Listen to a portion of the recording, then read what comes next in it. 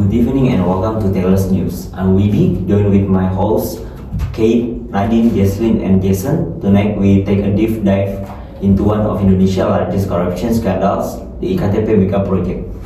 Thanks, Wibi.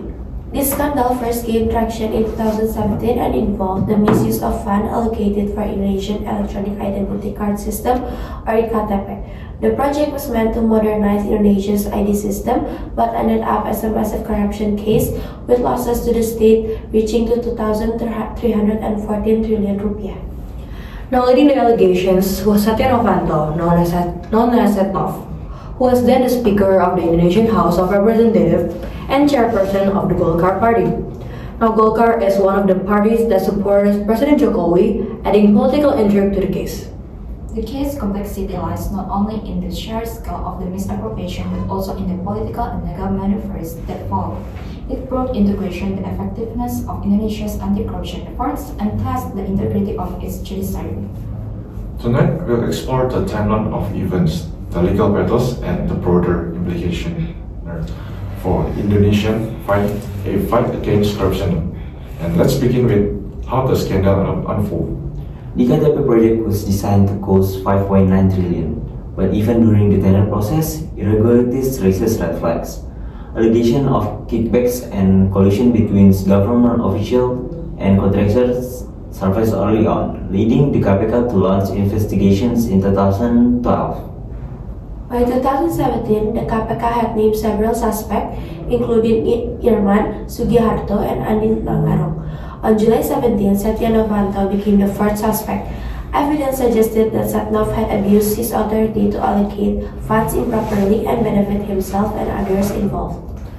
Now yet, the challenge from the KPK were just beginning. When Setia Novanto was summoned for the questioning back in September 2017, he claimed health issues including high blood sugar and also heart complications to avoid appearing before the commission. On multiple occasions, Setnov submitted medical documents to justify his absence. This delayed the investigation and raised suspicions about the legitimacy of his claims. The KPK even sent its own medical team to verify his condition, underscoring the challenges they face. The legal battle escalated on September 20, 2017, when Setnov's legal team filed official motion challenging his suspect status. They argued that the designation as a suspect violated due process because the investigation commencement order was issued after he was named. Judge Sepi Iskandar ruled in Setnov's favor on September 29, invalidating his suspect status.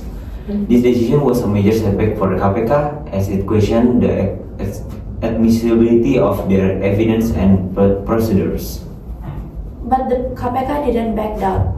On 31 October 2017, they reissued an investigation order, reinstating Setnov as a suspect. Despite the legal hurdles, they continued gathering evidence to build their case. Now fast forward to December 13, 2017, when the corruption court began proceedings against Setia Novanto.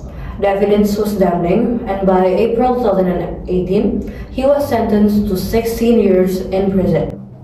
In addition to the prison sentence, Setnov was ordered to pay a fine of $7.3 million, equivalent to over 101 billion rupiah, and his political rights were revoked for 5 years. However, the sentencing sparked public outrage due to reports of his luxurious accommodations in Sukamiskin prison. Sukamiskin Penitentiary has long been criticized for offering special privilege to wealthy inmates. The conditions for Setnov, often compared to a five-star hotel, highlighted systemic corruption in the prison system itself. The e-KTP also had significant political implications. Agus Raharjo, the KPK chairman during this period, revealed that President Jokowi had allegedly summoned him to discuss halting the investigation. While the presidential office neither confirmed nor denied this claim, it reignited debates about the independence of anti-corruption bodies and influence of political elites over legal processes. Now for Golkar, the scandal tarnished his reputation. As one of Indonesia's oldest and most influential political parties, its involvement in such a high-profile case damaged their public trust. This case serves as a stark reminder of the challenges Indonesia faces in combating corruption.